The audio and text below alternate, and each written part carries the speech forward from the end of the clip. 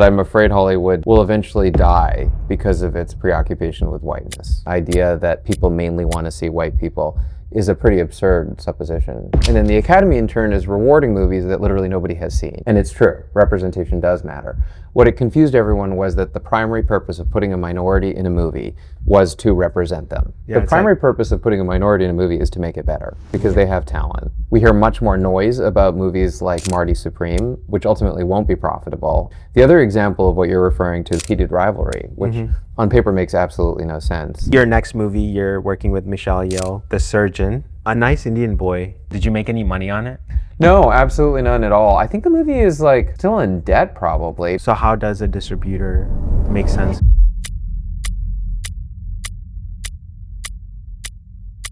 I'm Roshan Sethi. I'm a writer, I'm a director, and I'm a doctor. I wrote and directed a movie called 7 Days with my partner Karan Soni. Then I directed a Disney Plus movie called World's Best that Utkarsh Bhutkar and Jimmy King wrote. And then I directed a movie called A Nice Indian Boy that I did not write, but that my partner Karan Soni stars in with Jonathan Groff. Awesome. That's a long journey. It is a long journey. You know, I think I met you during A Nice Indian Boy promo. I think that was the first time I've heard about you and learned a little bit more about you. Yeah. Then I followed you on social media, and one of the key things that stood out to me is like how vocal you are about the movie industry. Yeah. Because I feel like a lot of creators are scared to say anything. They've closed ranks a little bit, and what goes on inside Hollywood must be sort of protected, I feel. Yeah, and plus like maybe they're afraid of opportunities being cut off from them if they like speak up and things like that. Yeah, I think that's definitely true. So before we start our conversation, I want you to start by giving me like one of your hot takes about the movie industry right now. I guess my hottest take, and I don't even know if it's a take or it's an anxiety or if it's the truth, but is that I'm afraid Hollywood will eventually die because of its preoccupation with whiteness. Because it's essentially become so disconnected from its audience, which is largely minorities theatrically, but even otherwise. And because entertainment is now not American or Canadian or European, but global, if it continues basically operating the way it has throughout much of the entire existence of the industry, I'm worried that it will sever its connection with its audience, which means the end of the industry. So is the main issue that the leads are not diverse, or is it the stories? Or is it a mix of both? I think it's a mixture of both, but basically the fundamental problem is that the stories that the industry is telling are very homogenous, meaning largely white, and therefore do not resemble the audiences that watch the movies.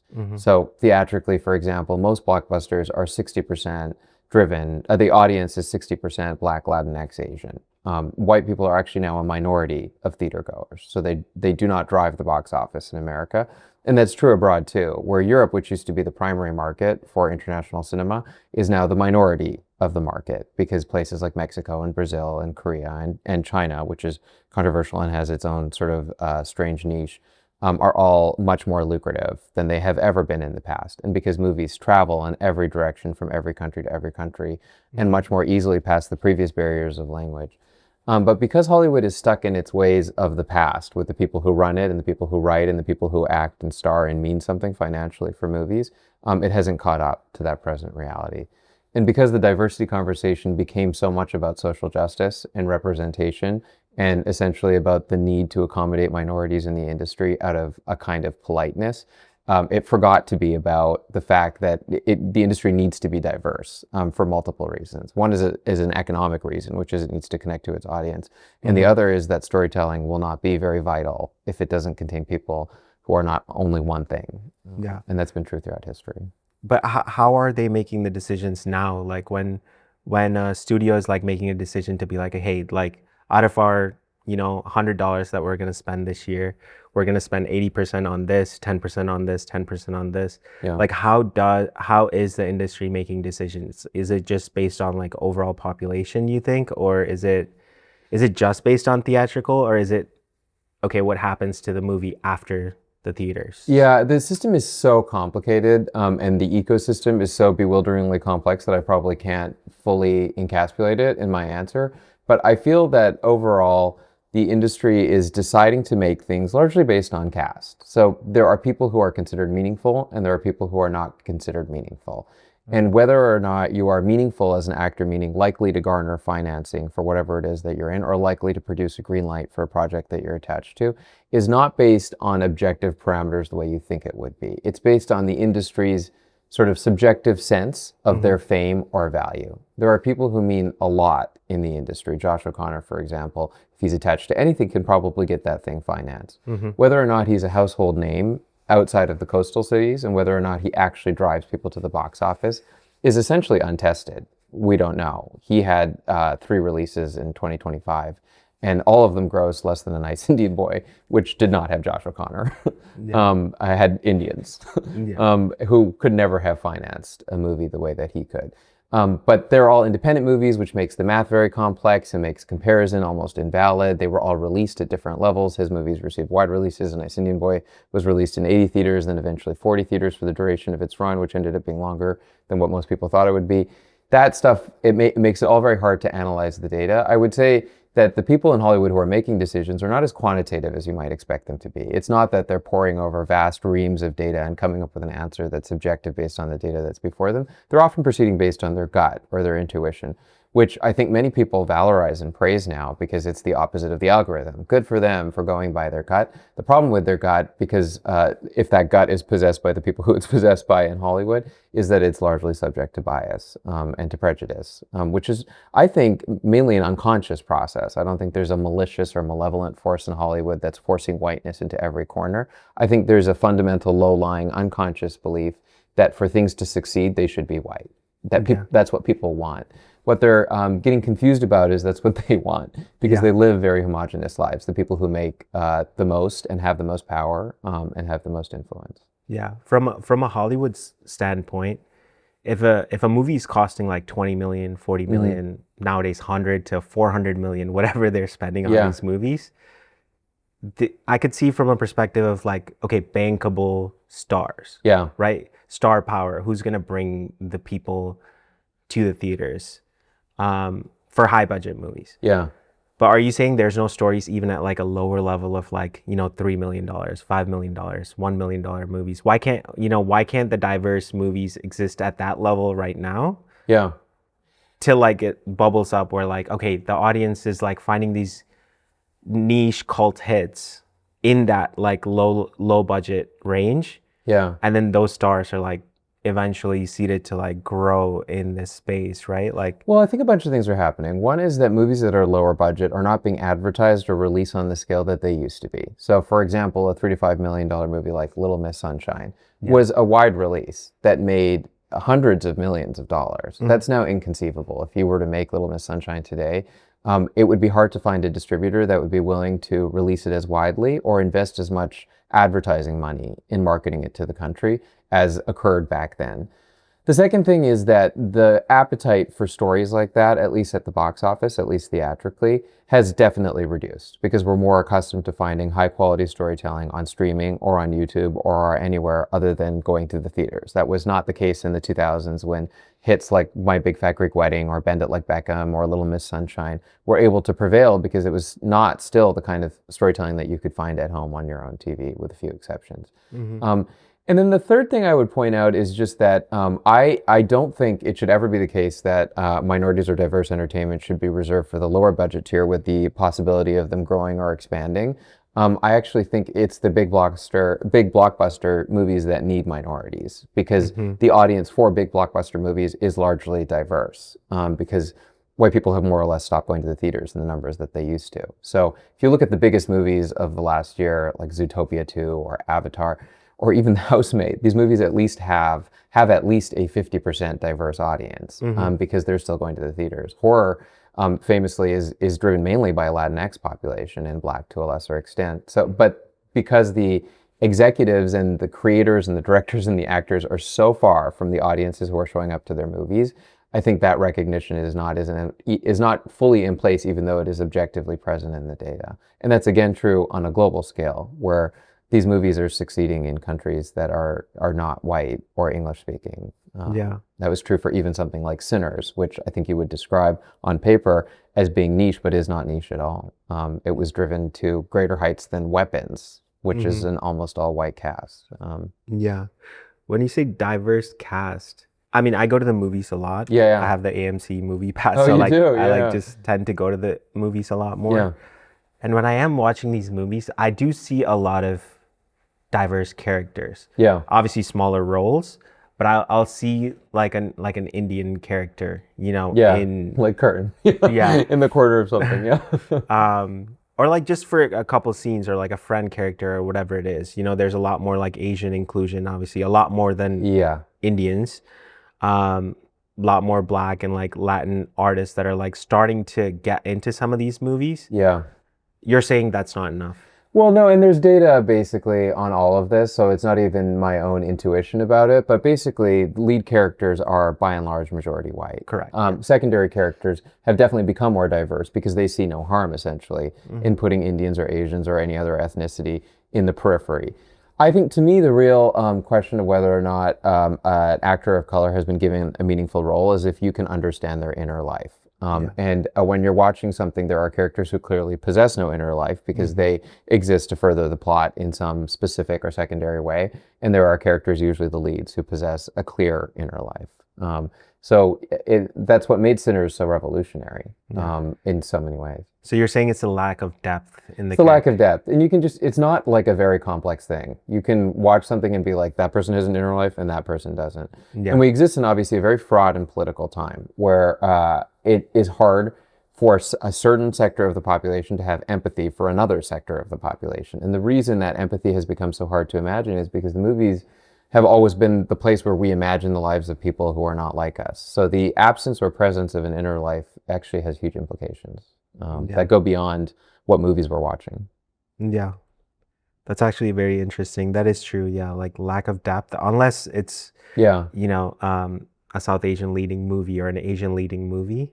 Yeah. You're not really going to get that depth in the character. No, they don't have a personality that you can imagine growing off screen. They don't have, you can't predict what they're going to say because they don't have a real voice. They don't have an inner life. But I think many things got confused during the so-called diversity years.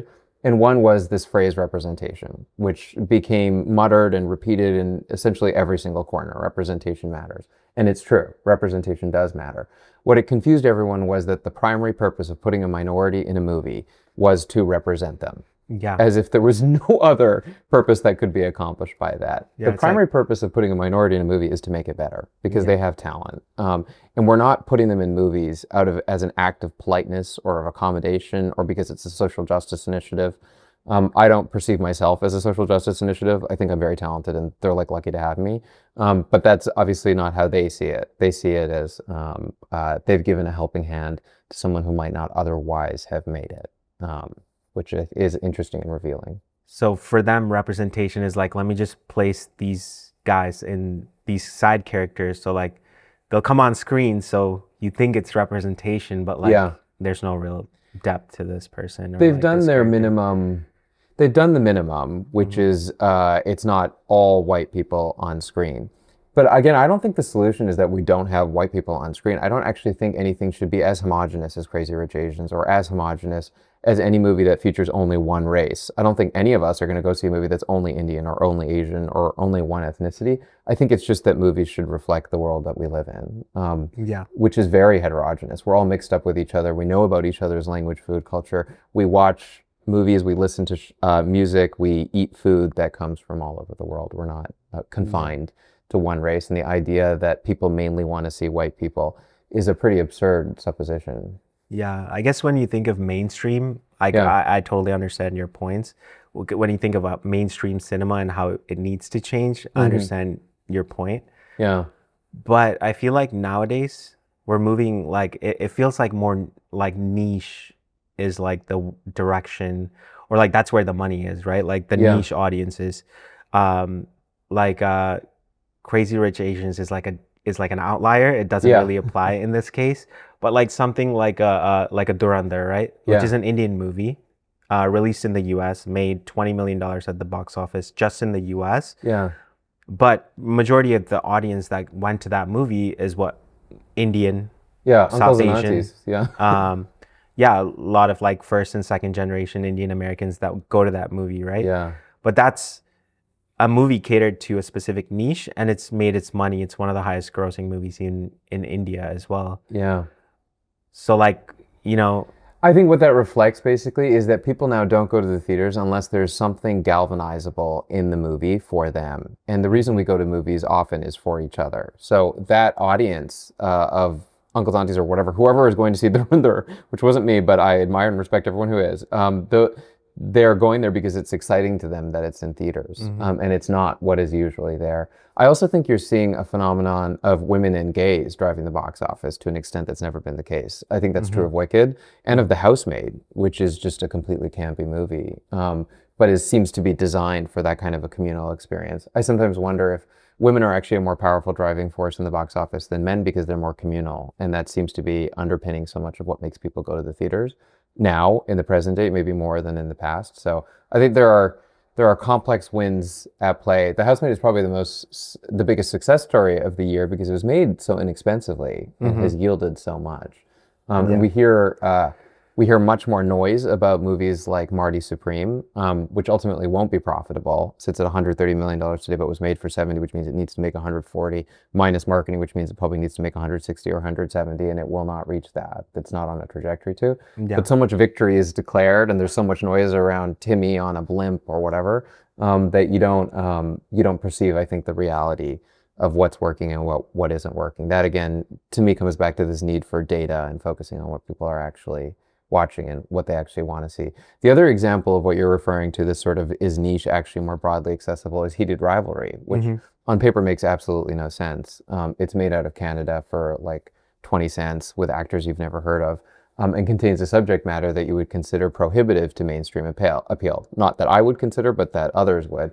And it clearly is it's like nobody saw it coming in terms of the phenomenon that it has become. Yeah. Yeah, that's actually a very interesting outlier. A lot of like, I feel like success usually comes through word of mouth, not necessarily, it doesn't matter how big or small a movie is. If the story is good, if the film is good, even Very with true. minimal marketing, it's usually word of mouth that like makes a film super successful. So People want to feel something. And Yeah. so much of content now is mid or repetitive of things that they've seen before. yeah, And even if it's full of a lot of money and CGI and effects, you're still not feeling anything. And that's all they want. That's all Yeah. anyone wants out of any story is like a sensation yeah, of some kind that takes them out of their body and their experience. yeah. Clearly you have so much film knowledge. Like I don't I know guess if I do, but yeah. in terms of like your story, you're a doctor. Yeah. And then now you're fully in films. Like how did you get into like the film industry? Like why did you leave your career to being a doctor to Well, like coming to interestingly, I this? never left it, but basically, I began as a medical student, as a medical consultant. What happened was I was in my first month of medical school, and I really wanted to work on a medical show. But I was a random Indian in Boston. I didn't know anybody who worked on a medical show, but I loved Grey's and House. So I cold called all these people who online seemed to be affiliated with medical shows. And I told them that I was a full-fledged doctor, but I wasn't. I was 1 month in medical school. But I was like, whatever, we'll see if they reply. Nobody replied out of like 50 or 60 emails that I sent. So I started Facebook friending each of them. At the time, Facebook was bigger. None of them friended me back. Then I started sending them Facebook message requests. And one person replied, again, out of this pool of 60 or so names. And she said she was working on a medical show and that if I wanted to be a consultant, I should send her some medical stories. And I had no stories because I had just finished orientation. I hadn't even done gross anatomy. I didn't know any medicine. But I went home that night and I wrote a 12-page document of stories that I said had occurred to me, but had not. It was a work of fiction. I sent it to her the next day. And she was like, wow, you've experienced a lot. And I was like, it's just the tip of the iceberg of what I've experienced, which again was nothing. And I carried on what was essentially a full-blown scam or a grift for a little while, but then I eventually told her the truth. We came to be good friends, and I became a medical consultant on several of her pilots. I think she wrote 4 or 5 pilots before one eventually went, Black Box on ABC, and I became involved in the show as an on-set consultant. So it was for the first time on set, which is probably where I got my interest in directing. And then Over the next few years, I became a writer and got an agent and staffed on shows, and then eventually co-created with this person who had responded to me, Amy Holden Jones, with my mentor essentially, co-created a show with another writer, Haley Short, called The Resident on Fox. The Resident was greenlit essentially when I was a resident. I was a first-year resident. I had just finished intern year, and I was in my first year of residency, which follows intern year. But I did not leave residency to do the show. I did it remotely, and then I left the show because I couldn't manage both things. And I ended up finishing residency while pursuing a career, not in TV, despite The Resident, but in features. So I mainly began writing movies for all of those years. And then I ended up finding a job that has allowed me to continue practicing medicine. So I still practice.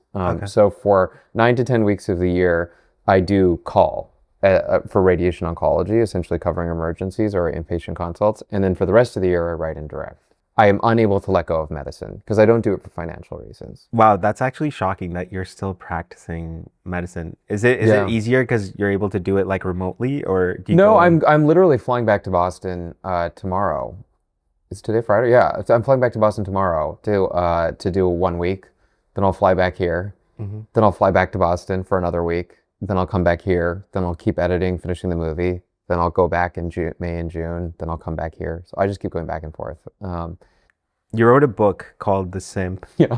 And from what I've heard on your social media, it's about what you went through with your struggles in the movie industry. Yeah. But based on what you just explained to me in like the bullet point format, yeah, it seems like you didn't really have that many struggles. Yeah, I was very lucky in a lot of ways, but I'm also I would say uncommonly determined, and I probably it required a persistence of me that it would not have required if I wasn't Indian. But I was more than willing to summon it because I grew up with a very determined mother, and I was following her practice, which is, if you can believe it, even more intense and relentless than me.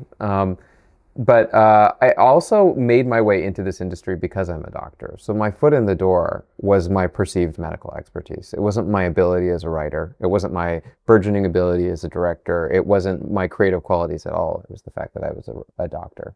So those things are all not unrelated, oddly. When I first came out here, it wasn't like I got an. I made things sound easier probably than they actually were because it wasn't like I got an agent immediately. That took time, and then.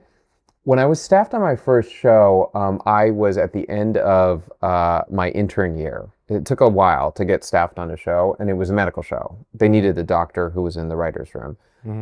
But I was 5 weeks at the time from beginning my residency year, and I had to get special permission from my residency to abruptly abscond for a year and go write on a TV show on CBS instead of being in the hospital. They originally said no, actually, but then they reverted the decision and said yes because a new chair who's very liberal had come into the department. And then when I went to LA, which I'd taken an entire year off of, I only worked for 12 weeks in the writer's room before I was fired. And I was fired partly, honestly, mainly because of my personality, I think, but they did eventually fire me. And I essentially had the entire rest of that year with nothing to do. I had taken an entire year off, like my prestigious residency. But I ended up filling that year with just writing. But I benefited enormously from my privilege because my mom paid my rent for that year. That's probably one of the turning points then for you, right? That year where you were just where I was fired. Yeah, the being fired was great in the sense that it forced me to. I mean, when I was fired from that job, I was called by my TV agent at the time who said, "You'll never work again because to be fired from your first TV writing job is pretty hard to come back from because everyone will call them and say, should we hire them? And they'll say no, and then you'll never work again."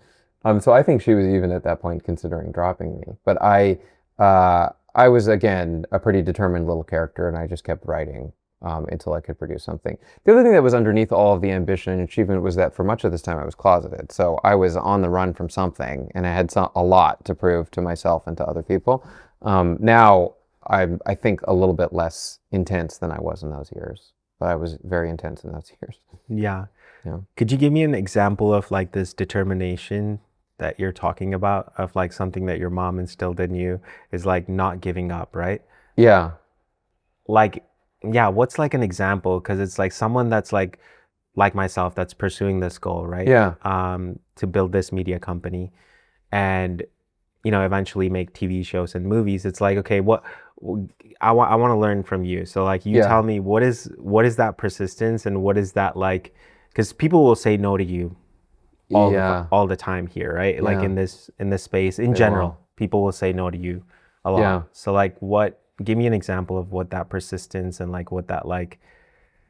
Yeah, I mean, after I was fired, for example, I was told again that I would never staff again. And there seemed to be nothing to do for me. I had never worked in the movie space, but I just started writing movie scripts, one after another, and a lot of them were really bad. But I kept writing with a writing partner at the time until I wrote something that was good enough to sell. And that what I was writing so fast. I was writing like a script a week until I could write a feature script or a movie script a week until I could find something. I was emailing the authors of random books that I thought I could option. I was sending various jobs to my agents saying, I could do this one, I could do this one. They weren't even replying. I was setting calls with the agents to strategize what else I could do. They would turn up irritated and wonder why I had set the call. I was knocking on essentially every door. I ended up convincing Amy to write what became The Resident, not by giving her the idea, but by just convincing her to take out a pilot with me, which obviously, and Haley, which made no sense because we were such junior writers compared to her. I just had a notes app full of a million kind of delusional thoughts and plans and ideas. But I also, there's something about being in those early years in the industry which are so challenging, and the book is a little bit about this because you have to believe in yourself to an extent that is delusional. And it is very difficult to create into an abyss where it feels like nobody's listening and nobody cares about your ability, and you yourself are fundamentally unsure if you even possess an ability. Those are the hardest years to produce and generate in because it's just a huge leap of faith in yourself. Which I always feigned having, but fundamentally did not believe deep down. But that didn't stop me from being like truly frenetic and trying every single thing that I could conceive of. Yeah.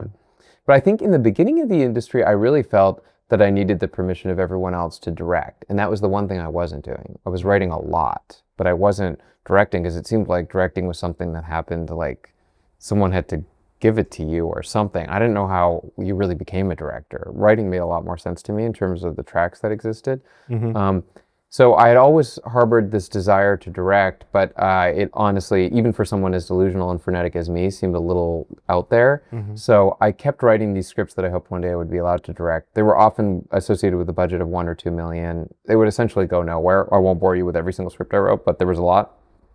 And then when the pandemic hit, I came upon this idea of just writing something that was just 2 people in one room that essentially was so cheap, it was hard to fail. And that became 7 Days, the first movie I did, which I did with Karan and the Duplass brothers who financed it and helped us get distribution eventually.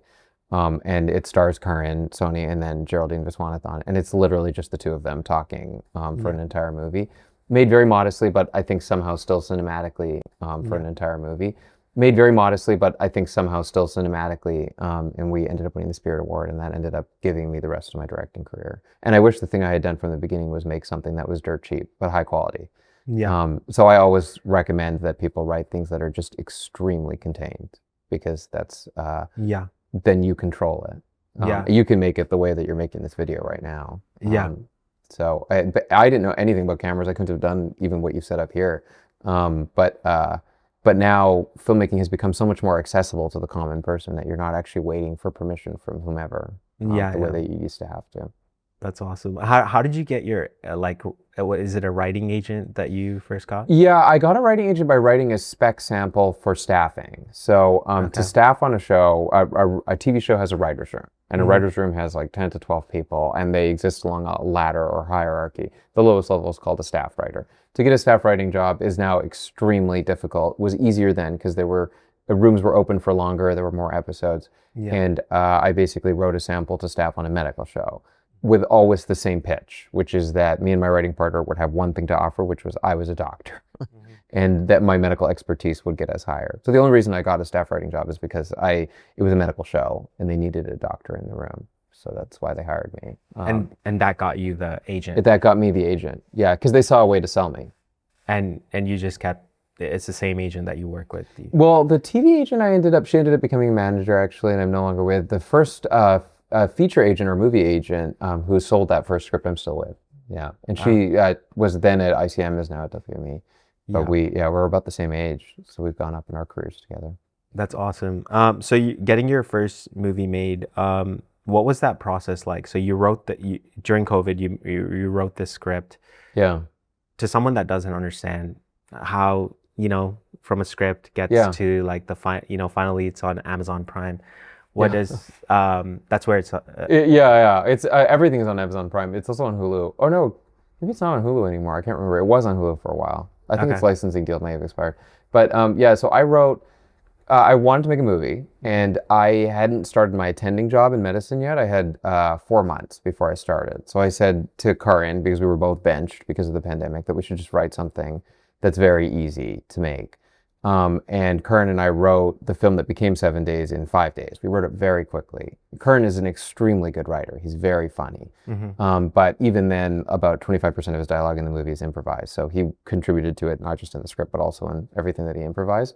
But we wrote the script and then we sent it to the Duplass brothers because he knew Mark from his first movie, Safety Not Guaranteed. I guess technically his second, but his first big one. And Mark had always been his mentor. And Mark and Mal Eslin, who's at his company, agreed to produce it, then connected to us to another producer, Liz Cardenas.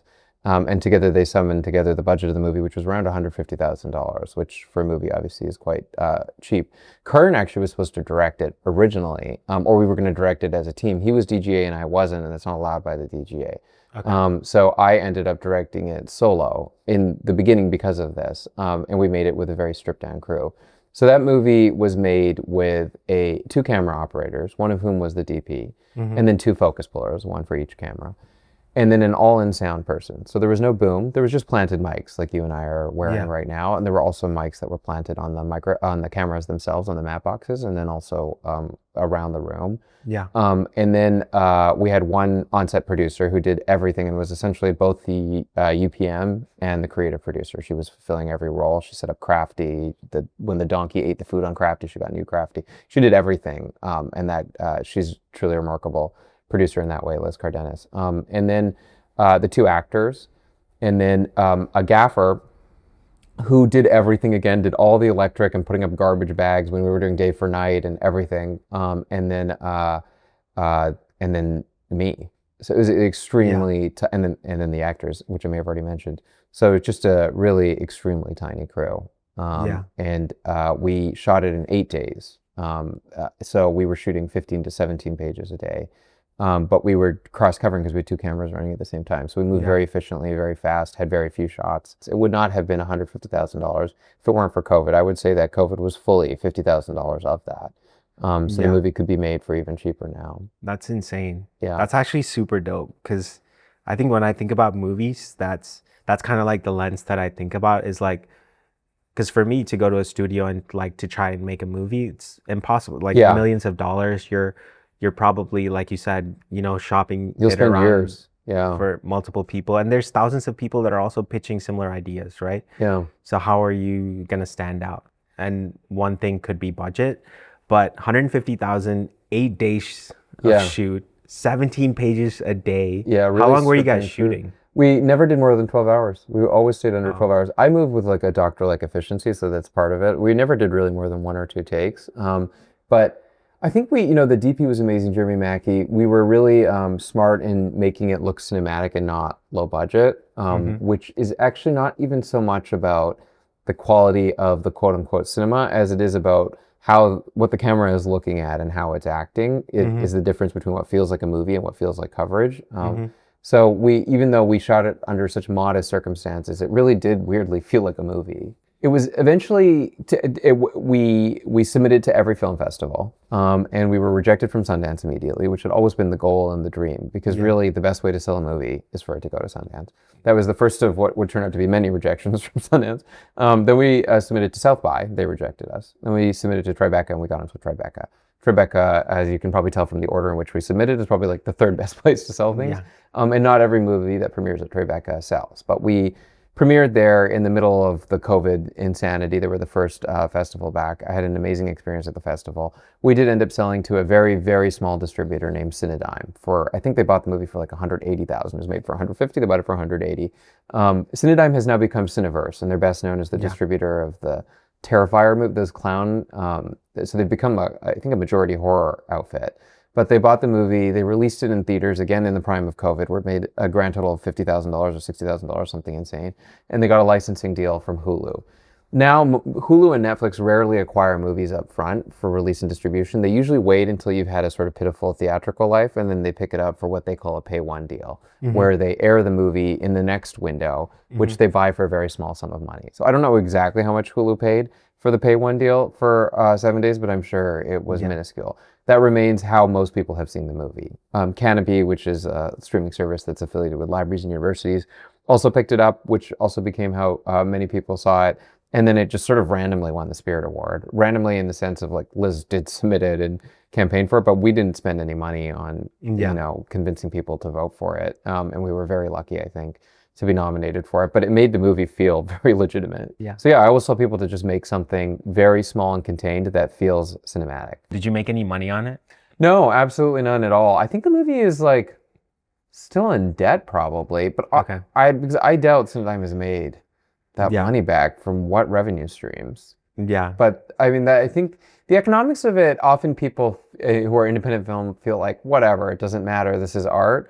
But I think you have to think about it a little bit, because the cheaper you make your money, the less money everyone loses, the more likely it is to be made. So it's not about your personal interest in the box office. It's more about how can the economics justify you making something. So I think making it at that budget level, $200,000 or less, is the smartest idea. If you can get it into a real festival, then you've made a real movie. Are you a fast writer? Like, what's your writing process like? Yeah, I'm a very fast and intuitive writer. Basically, I just, I spend 2 hours every morning and I just write like a crazy person. I write like 10 pages.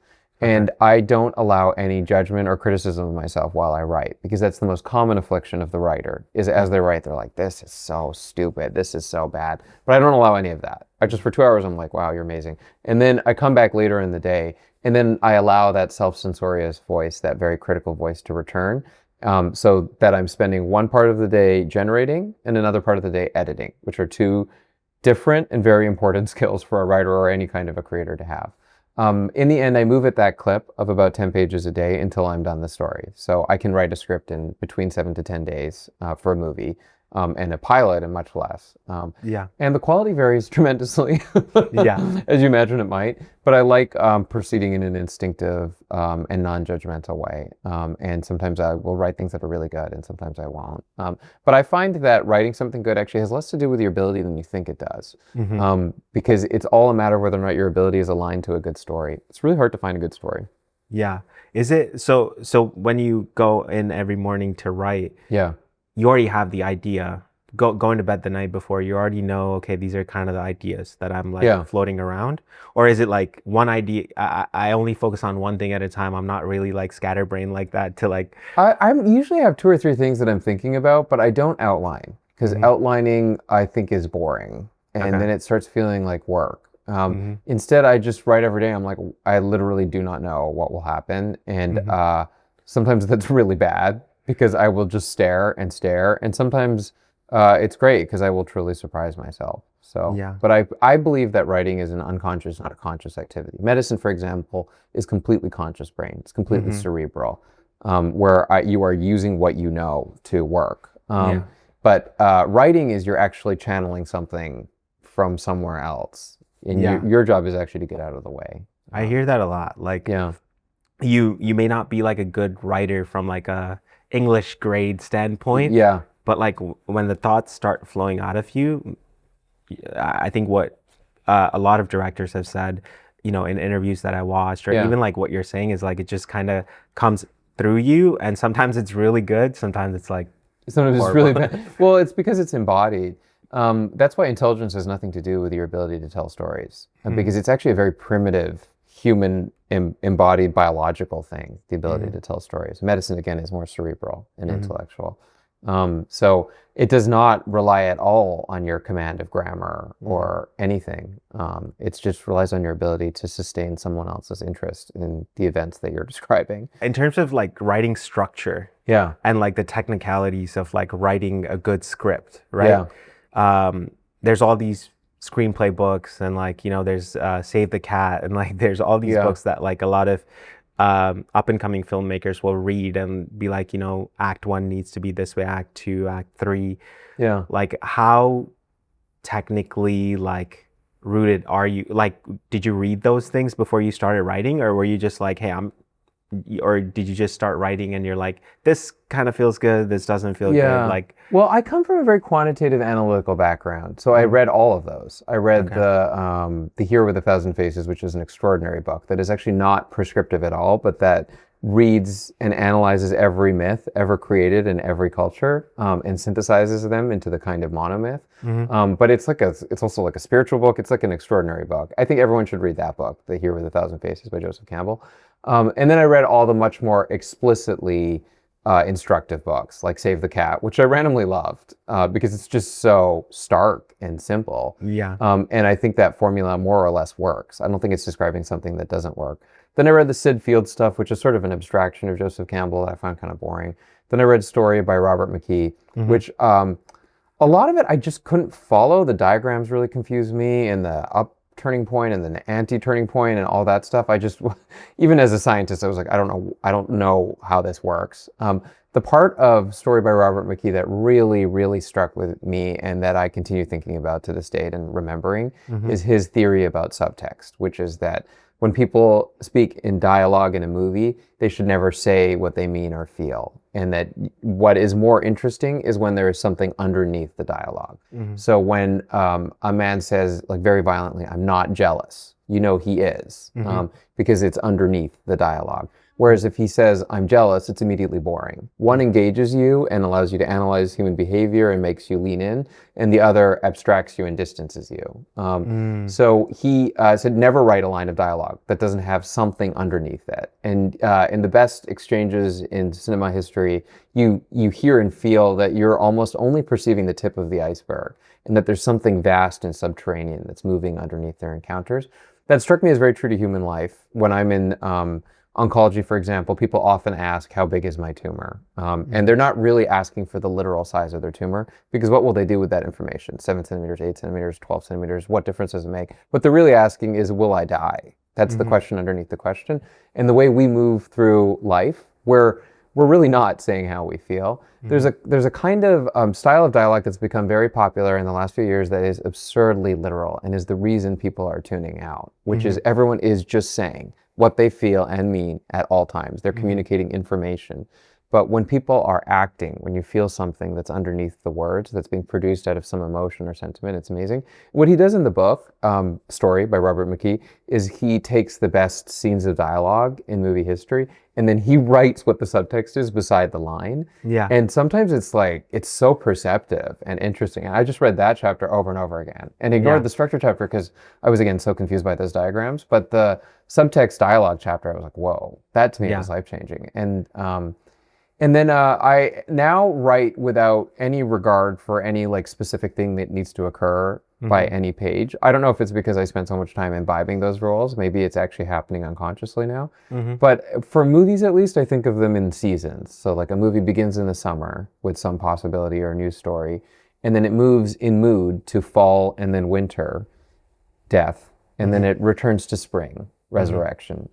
Any dialogues that you wrote that have that sort of like subtext or context that you're like, wow, I'm proud of myself for writing this line? No. I don't know if I'm a very good writer of dialogue. I think I'm really good at structure and story, but I don't really have any lines that I'm like, wow, good job. Yeah. Okay, got it. I really admire Current's dialogue because I think he's really good with comedy. And comedy is something I like love, but I just am too intimidated to write myself. It's like really hard to be funny. And he is like so good at that. But what's your favorite genre? To watch, it's actually horror and thrillers. But I also love comedy. Yeah. Yeah. What are when you think of, I guess I don't really watch too much horror, Oh, but you don't? thrillers. Well, Housemaid is technically a thriller, and Hmm. I was really impressed by Housemaid. Yeah. The beginning is shaky, but then by the second half, there's a twist that I didn't see coming, and I can see almost any twist coming. Hmm. And I was just completely shocked. So I just had a great time. It was very campy and very fun. Yeah. If you were to just list some of your favorite movies, Yeah, that's always a hard question, I feel like, yeah. but Um, I really liked. I guess I always think about the movies that I liked when I was first learning to write or whatever, or becoming interested in movies. And I really love this movie called The Separation, which is an Mhm. Iranian film by Oscar Yes, Farhadi. I saw that. That's a thriller, Yeah. but driven by human needs and emotions and extraordinary performances and amazing writing. And then Footnote, which is an Israeli comedy that I think came out the same year or around the same time, which is about competing Talmud scholars in a family where the father and son have this sort of rivalry that I guess is a thriller and I guess is also a comedy.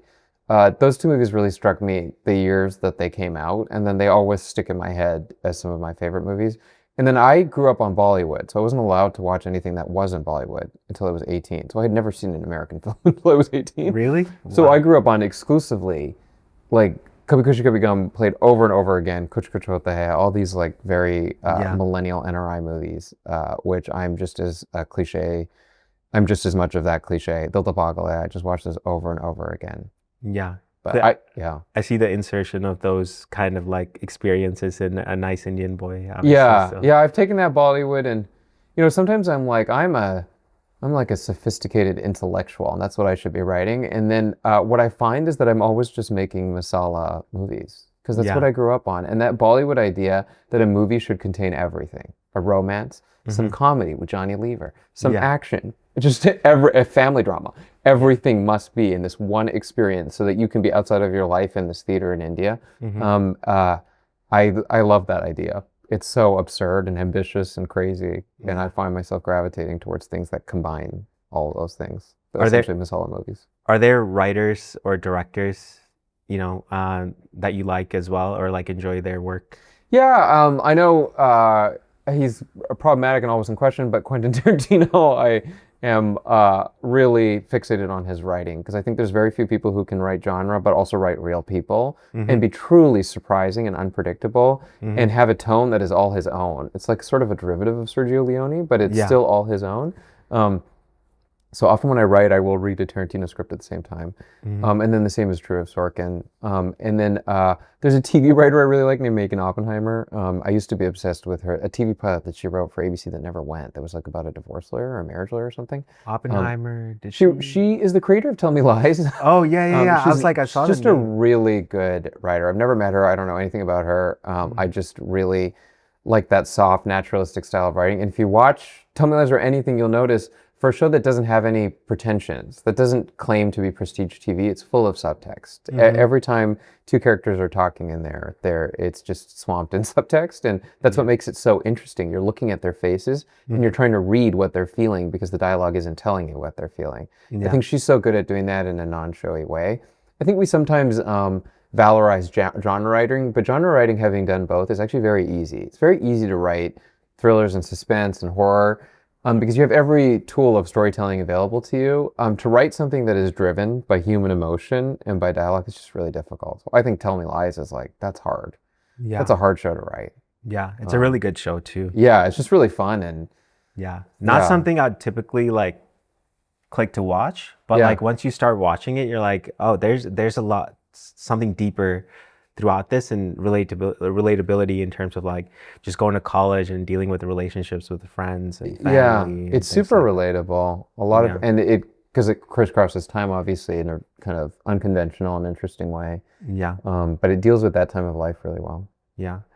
In the 2000s, we had movies like, I don't even know when Bend It Like Beckham actually came out, but Yeah. like I remember watching it in Yeah. the 2000s probably. But that to me is like a cult classic, right? It's something that we're gonna remember. Whoever grew up in that generation or like has been around it will Yeah. know that movie Bend It Like Beckham. Yeah. It was one of few. Everyone's seen Yeah. it. We got the DVDs to come It was watch it truly at home. ubiquitous. Yeah. But in today's day and age, Yeah.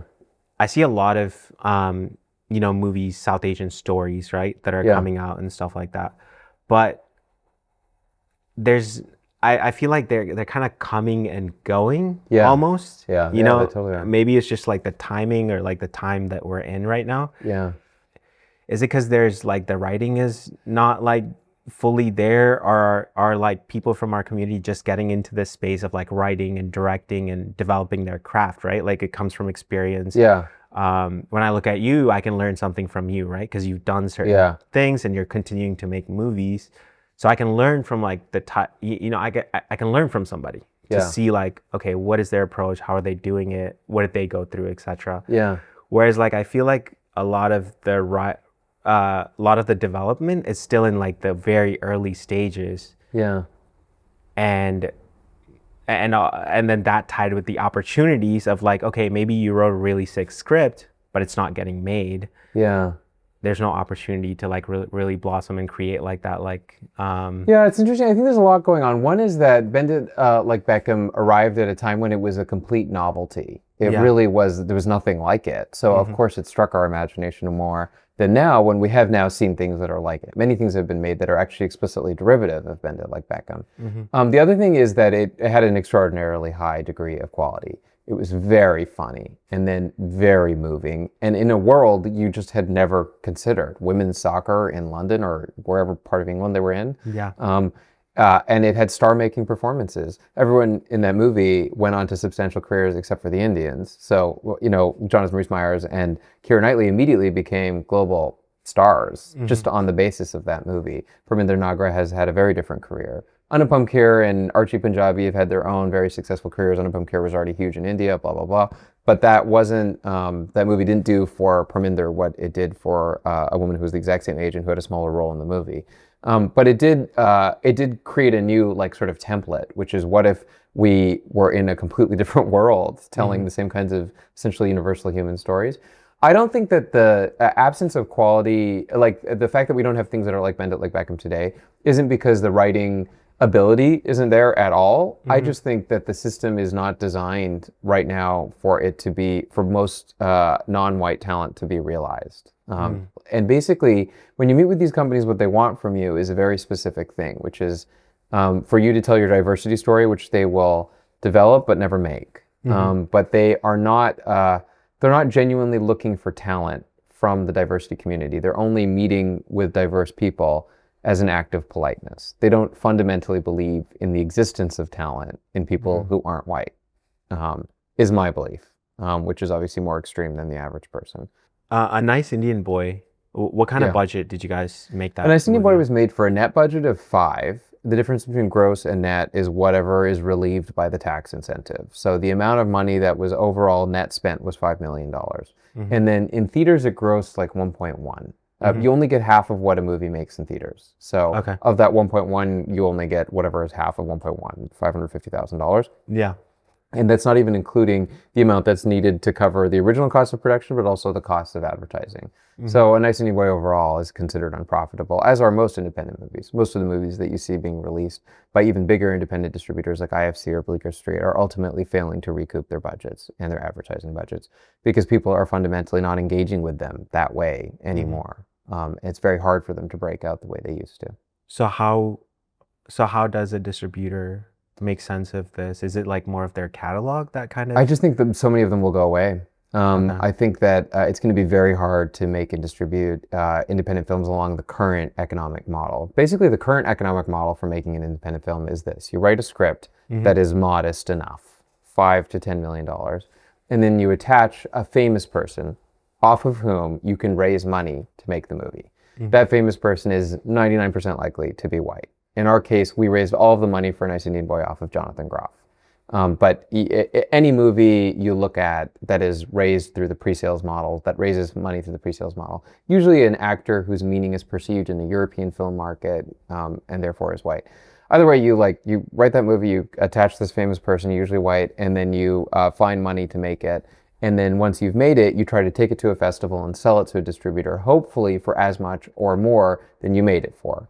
Yeah. That model is not occurring the way it used to. You Okay. can't raise as much money as you used to be able to, offer significant actors, and you can't sell it at festivals for as much money as you used to. And when they do come out, they're not making as much in theaters as they used to. So as that problem probably gets worse and worse, that will have a obvious upstream effect on everything that's being produced and made. Right Yeah. now, the industry's solution for solving that is to go back to more of what worked. So they're actually getting whiter and they're contracting in terms of diversity because the unconscious feeling is that the pendulum had swung too far and they got too experimental. And now they need to like go back to Cameron Diaz and dredge her out of wherever and put her in movies and make those movies. But whether or not that will yield more money is completely unclear. And my personal suspicion is it will not. That the problem is not that the solution is not in returning to even more antiquated content. It's in developing stuff that audiences really want to see. I will say sometimes I wonder if independent film is a little guilty of making itself too abstruse and too artsy for the average audience. Obviously, there's a mixture of both.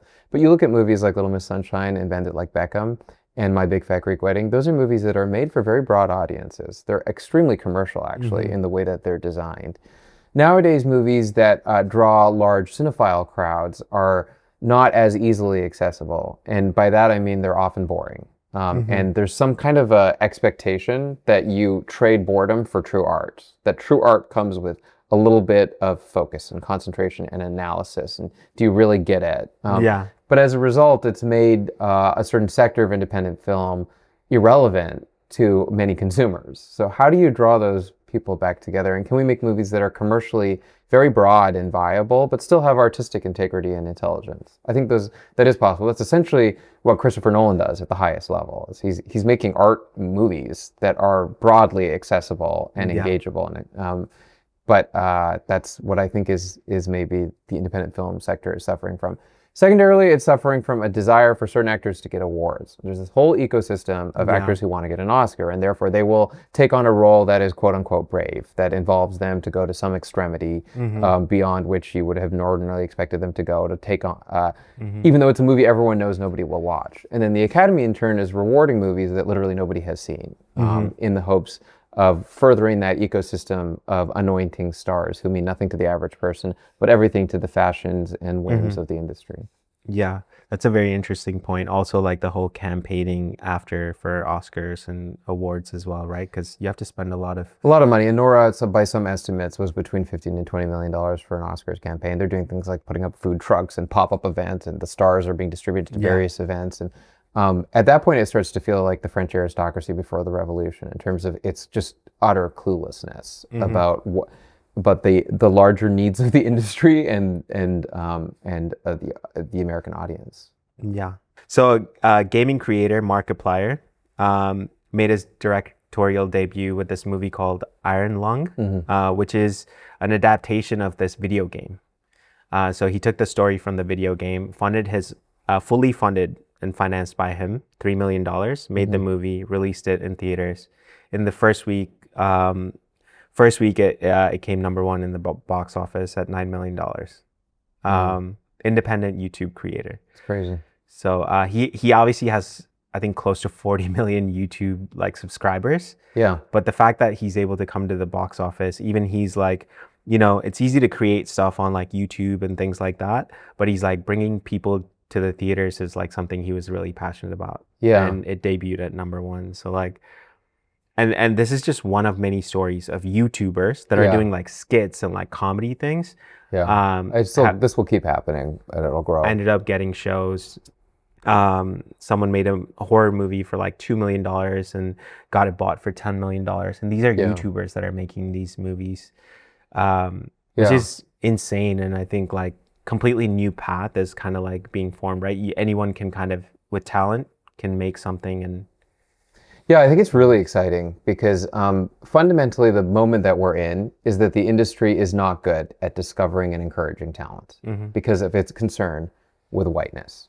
And as a result, you have this whole other world, YouTube, where people can self-generate. Markiplier, who's half Korean, is not someone who created his 38 million, 40 million subscribers out of thin air through money or through a studio's advertising budget or the support of randomly powerful people. He generated that audience on his own by sheer dint of his talent. And he did it without the benefit of any system or a general meeting or an agent or a manager. He just did it on his own. Yeah. And then he created that box office result. So that's exactly what we need. We need some force outside of an industry that is gatekeeping too much. So that we can find actual talent that can draw actual audiences. If the goal is to keep theaters alive and to keep people watching movies and TV shows, then we need YouTube. We need people who can generate their, and by that I mean we need people who can generate their own content. I feel like sometimes though, you could have like 10 million views on like a YouTube movie, let's say, but unless it's on Netflix, you won't get the same credibility. Whereas like money on Netflix, if you were to release the same thing on Netflix, might be pennies, right? Yeah. They're not really paying you that much to acquire your movie maybe. But unless you're on one of those platforms, your like credibility and like kind of, you know, maybe getting your next movie opportunity may not be as high. Well, I think if Markiplier wants to make another movie through the studio system, he probably can now because he's delivered an uncommon result. You know, Send Help, which was the movie that his movie was up against, probably had, what, a $30 million advertising budget? I don't know how much Markiplier spent advertising that movie. I'm sure it was closer to zero than $30 million. But if he's able to generate that result, I'm sure the doors of every previously gatekeeping institution are now open to him, which is, I think, the way that it will work, is that many new voices will come out of YouTube, Instagram, TikTok, and that they will eventually make it to the more socially prestigious institutions of Netflix and Amazon. I will say, I think that that concept of social prestige is just fully a construct. Like, and whether or not something is more meaningful because it's on Netflix or YouTube is fully up for debate. And I think there's a kind of widespread disdain in Hollywood about content creators and about the idea that you could be making kind of content on YouTube and TikTok and Instagram. And what they're missing is it's actually meritocratic. It actually is where your talent can be realized. Well, at least to a greater extent than in Hollywood. An actor, for example, who's a Nepo baby, recently said that she was dismayed by how casting was so concerned with your number of Instagram followers. I don't feel that at all. I feel that if you've generated all these Instagram followers despite having no connections, then you are, then that is your talent being realized. It's a very meaningful thing. Lily Singh created all of those followers on YouTube and Instagram from her house in Brampton or wherever.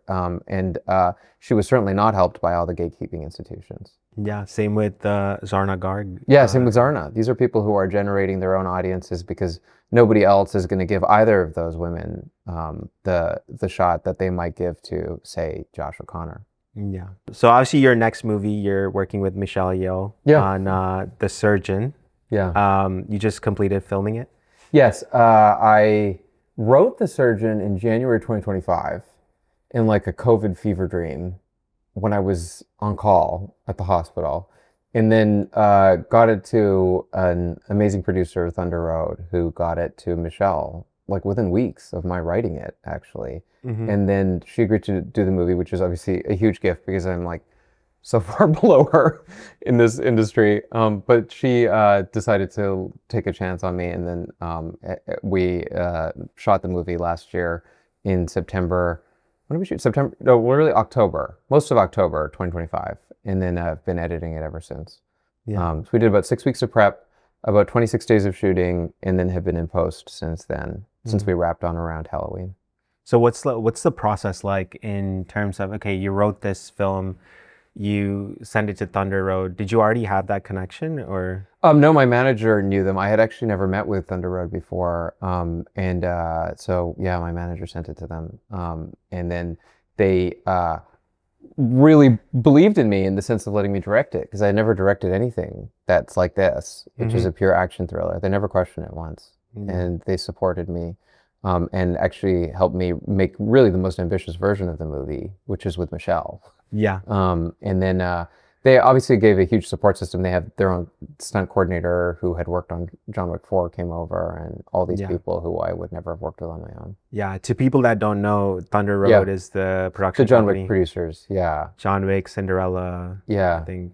Yeah, they've really made a lot of extraordinary movies, but my favorites of theirs are The Town, Sicario, and then the John Wick So is franchise. The Surgeon gonna be like an IP driven project, like I kind of don't like I think it depends multiple on how it series? does, Yeah. and how audiences receive it. And I don't have any franchise plans myself, but I'll go wherever the wind takes us. And yeah, we'll see how it does. What does like prep mean? 6 weeks of prep Six before weeks where going. you're preparing to make the movie. So for me, that involves planning every single shot that we will do to make the movie. But that also means finding the locations in which we shoot, designing all of the sets, figuring out all of the props, figuring Mhm. out the camera pieces to the DP, planning a schedule for shooting, and rehearsing and pre-visualizing all of the stunts. Mhm.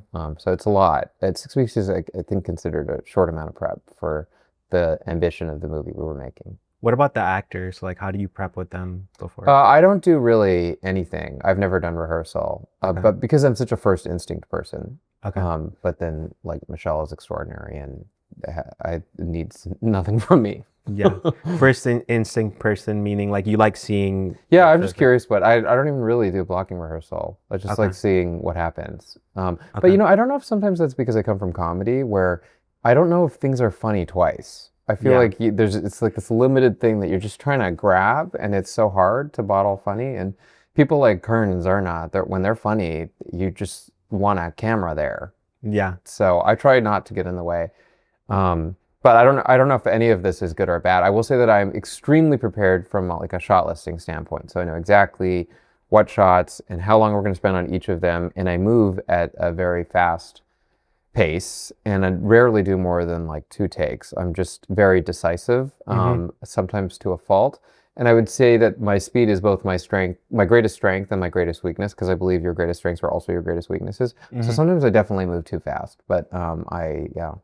Yeah. Wow. How many days did you film? Well, that was 26 days. Nice Indian Boy was 18, which is really fast. 26 days for an Yeah. action film? Yeah, it was so fast. It was really fast. How many We were just how many really action dying. set pieces are there?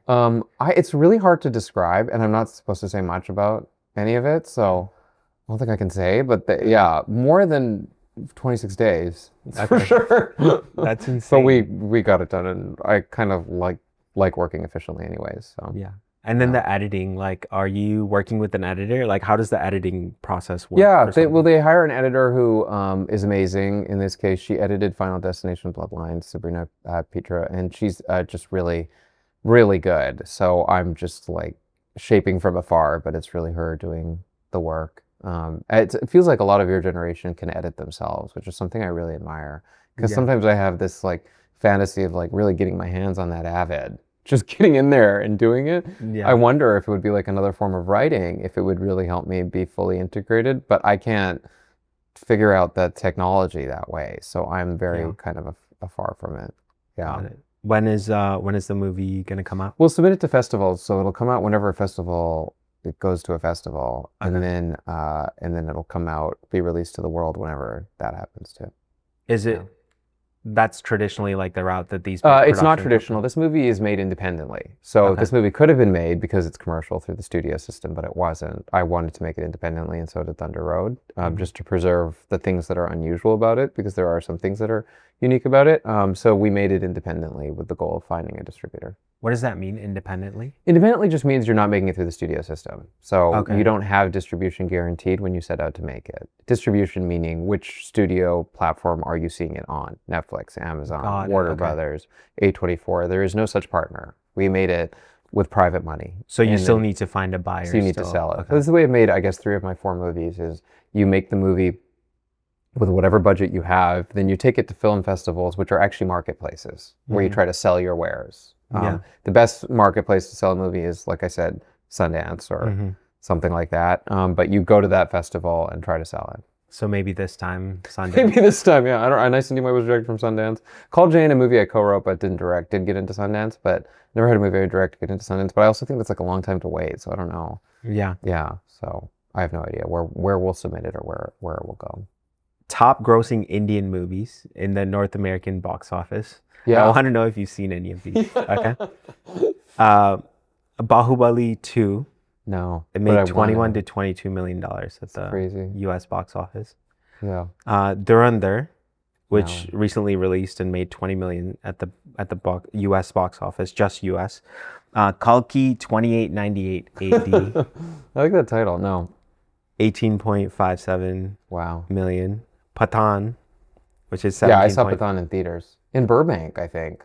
Yeah, Oh, no, no, no. I saw that in Cerritos at the yeah, Cerritos Theater. Yeah. What a movie. When he has two helicopters, one in each hand. yeah, Yeah. yeah, that one. And then RRR, $15.34 Yeah. million Oh my dollars. God. Have I seen RRR? Yeah. I guess my point goes to like kind of like again the niche audience question, Yeah. which is like these are big actors, right? In India, probably have bigger audiences Yeah. than some of the artists that some of the leads here in the Yeah. U.S.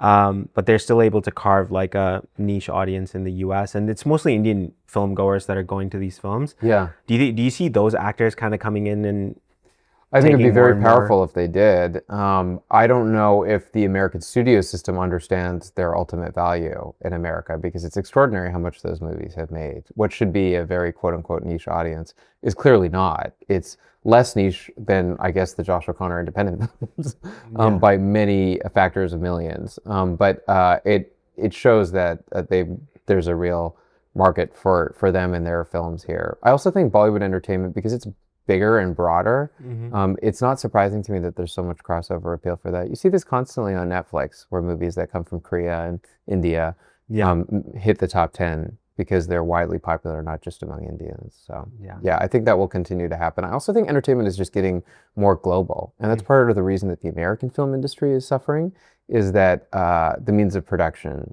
are equally accessible to all everywhere. We're not relying on America to generate movies the yeah, way we maybe were to a greater extent a few decades ago. yeah. Um, Last question is, are you ever scared when you're sharing your hot takes on your stories and stuff like that, where you're like, because a lot of industry people I'm sure follow you Yeah. on Instagram, etc., white or non-white, Yeah. I'm sure they're all seeing it.